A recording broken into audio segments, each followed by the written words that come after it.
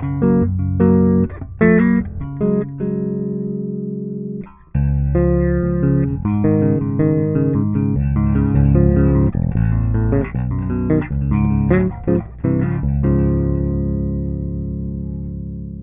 a little bit of playing for you today to demonstrate these skills, the bass chords and the finger picking put together for a little skill message today. I know that a lot of people avoid bass chords, and you know, a bass chord can sound like a foghorn. It's not always the thing of the moment that you need, but when you do it right, it's really incredible.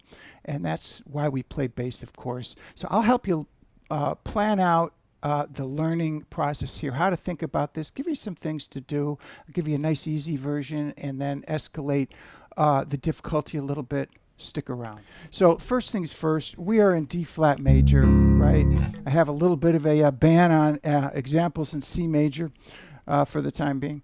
So, but I want to show you this, first of all, the infamous bass bar chord, but we have 12 slow measures, and they follow the form of a blues. Of course, this is not a blues, but it will help you learn the form. We don't have any dominant sounds, just this sweet major sound and this. Really nice to have that add 9. It's only a bar chord if you pull off one of the fingers, right? Otherwise, it's just one finger per note. And I am playing this incidentally as a 4-string, right? Not playing the low B today. You've got the root, the 5th, and then the octave. Just kind of, you know, not a lot of color in this chord. And then the 3rd on top, the 10th, you know.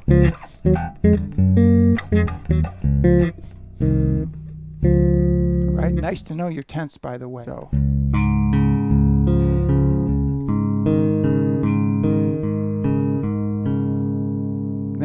Start it over again. You have a little bit of a modification here.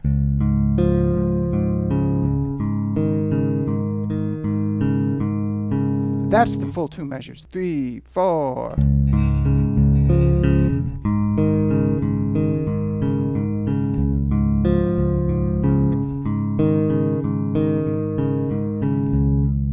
Okay. So those of you that have a little experience doing this, you can get through the keys, maybe spool up a little bit with the practicing for a couple weeks. You can get through the keys in about 10 minutes.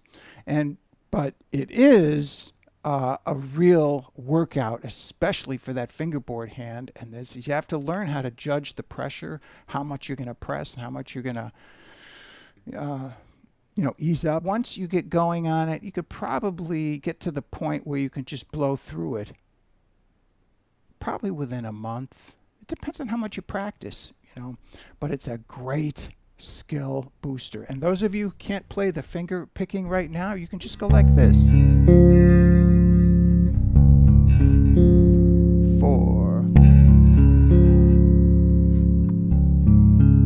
Right, and then just go up.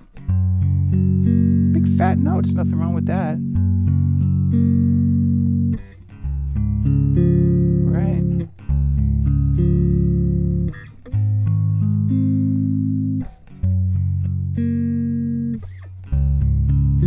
Right. So what is happening? I'm using my thumb and then 1st, 2nd, and 3rd finger. So I'll play a little flat version of it now, just so you can hear it slower and with less adornment. You know, you hear the notes and maybe get a good look at what's happening here with the picking hand. 1, 2, 3, 4.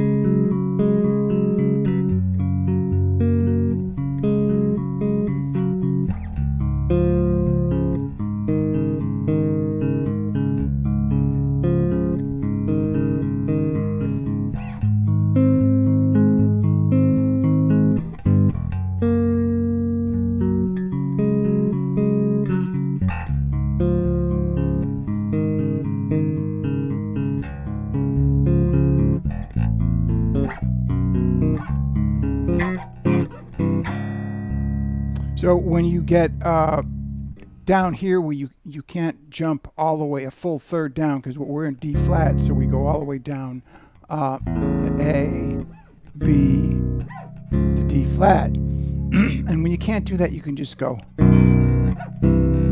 chromatically. Most of the interest here comes from the rhythmic element that you put into it. Notice that sometimes I'm going to pop some notes out, but I'm also going to do this. Check it out. Just use dead notes,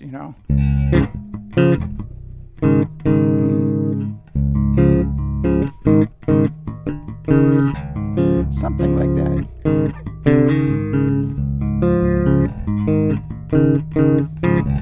Something like that, where you just like the slides there. And by the way, these slides are very demanding.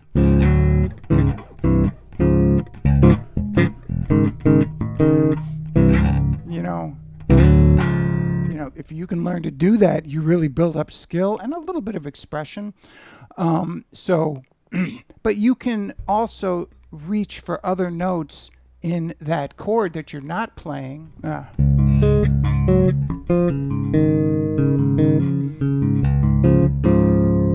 Right. The point here is once you get your grip around these notes, once you have a minimal playing momentum, then you're going to want to just experiment with the rhythmic element and then start putting in little expressive elements on it. So.